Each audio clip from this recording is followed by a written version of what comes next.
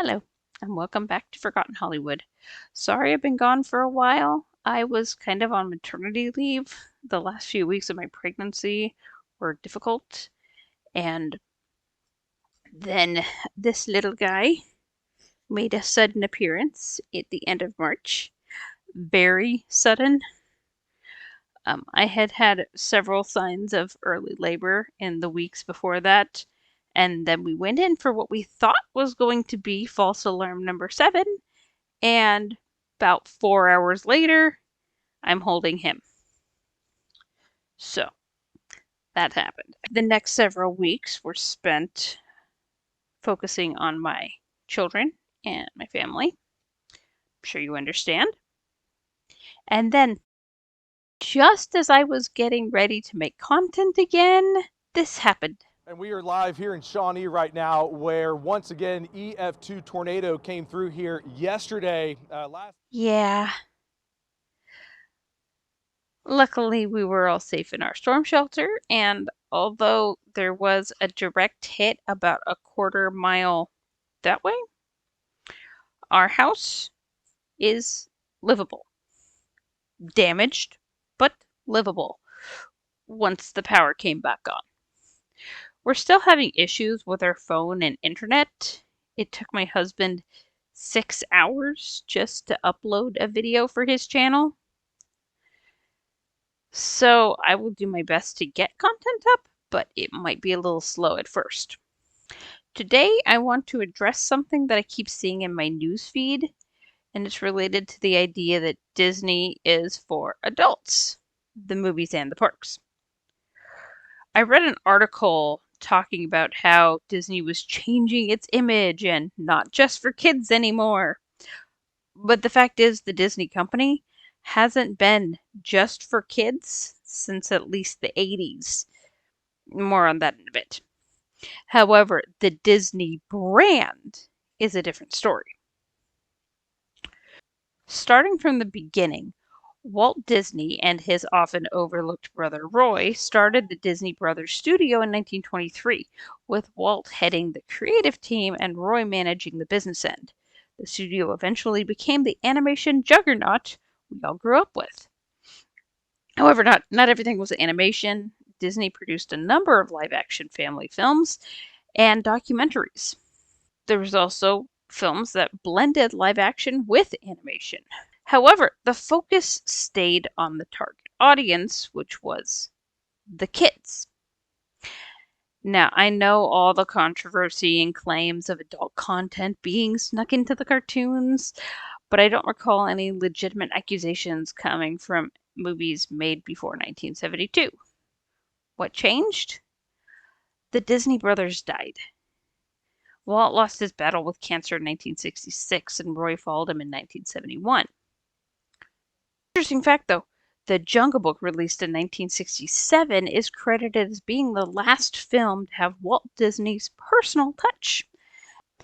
However, The Aristocats, which was released in 1970, was actually the last one I could find because Walt was involved in the early stages, and he was the one who suggested they make it an animated film and not live action. Funny how that works, huh? Now, I'm not going to argue that all of the Disney animated movies are clean or that people who find adult jokes in kids' movies are looking for it or anything like that. My point is that Walt Disney founded a company to make content for kids and families.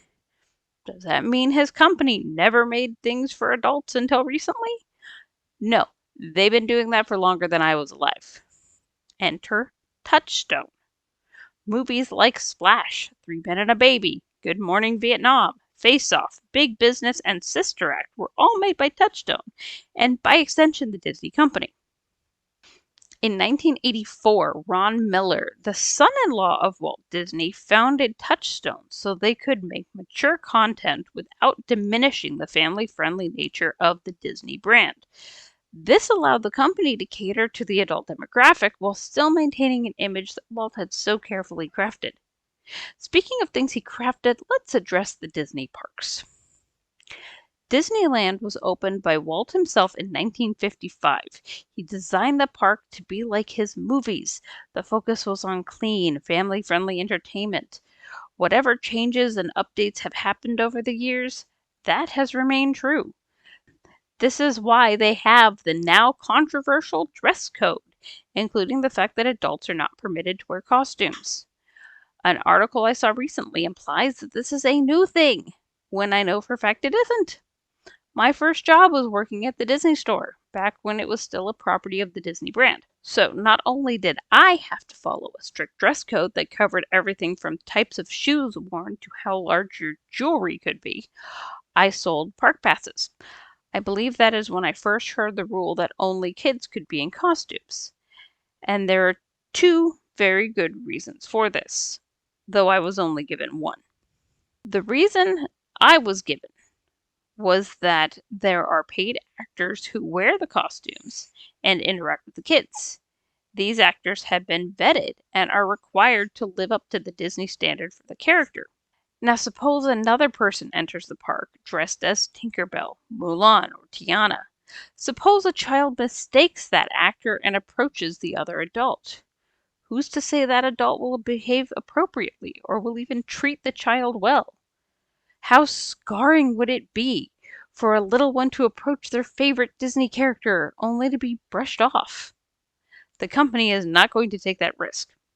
There is also another far more sinister reason why adults shouldn't be in costume.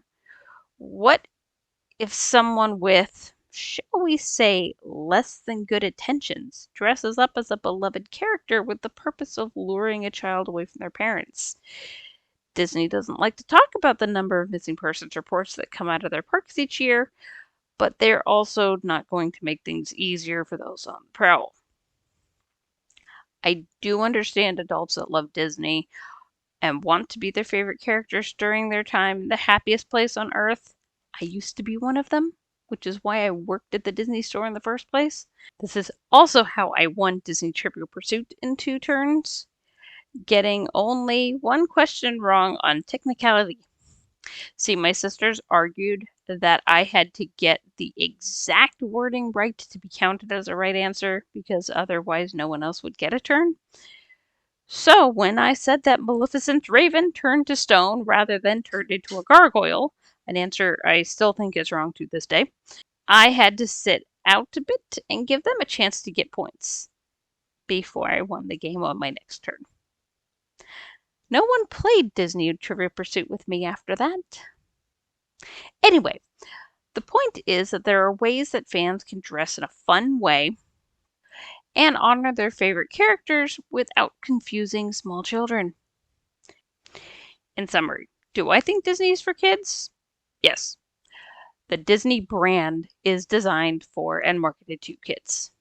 Does that mean adults can't like them? No. But there are limits. Adult fans should not go so far as to take away the magic from the kids it is intended for. As for any parents out there worried about adult content, try sticking to the stuff made during Walt's lifetime or shortly after. It was more than a decade after he died that a movie came out with the first credible complaint I could find. You can also, of course, screen films to make sure you're okay with your kids seeing them. My kids have only seen a few select films, such as Winnie the Pooh, Cars, and my daughter's favorite, The Aristocats. Use your best judgment. As parents, you are the gatekeepers. Thanks for watching. Are you a Disney fan? Which of the movies is your favorite? Let me know in the comments, and don't forget to like and subscribe.